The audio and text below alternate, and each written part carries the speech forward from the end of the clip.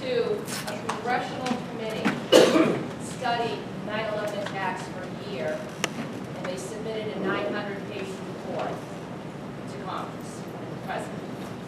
A single 28-page chapter of that report, which dealt on who funded the attack and therefore made it possible, was classified by President Bush.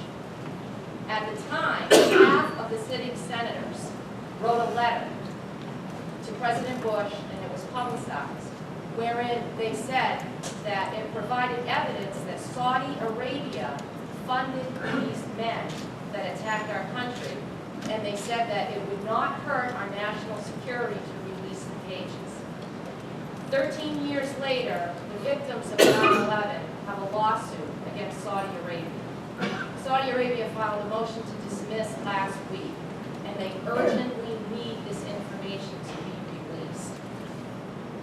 Isaiah 1:17 commands us to seek justice, to defend the cause of the fatherless, and plead the case of the widows. Will you join us, sir, in pleading the case of the fatherless and the widows of the 9/11 attacks and call for the immediate release of this information? Okay. This is the letter. That's a very timely question, because yesterday I was at the 9/11 memorial, and it was very touching. And you begin to recognize the evil that we face as a nation, and it is severe. Should we go after the Saudis right now? I don't think so. And I'll tell you the reason I don't think so. Because right now, our fight is with the radical jihadists and with ISIS. And we have to take advantage of some of the things that we can get from the Saudis. How do we know they're not funding them? Their time will come. All these things have to be done in a sequential fashion because the relationships are very complex. And it really requires a lot of in-depth study for this. I've been looking at these issues and talking to a lot of people about it.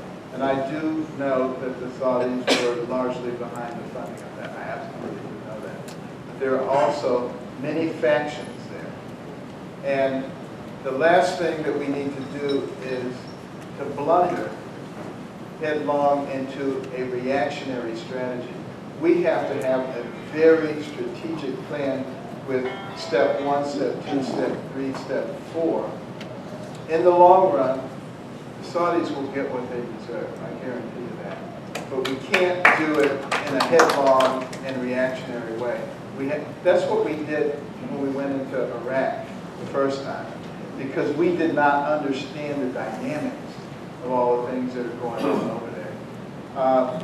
And when you get involved without understanding the dynamics, you generally destabilize the situation and make it worse. And there are things that I can't say publicly that I know about Saudi Arabia right now, where I know that would be a big mistake at this time.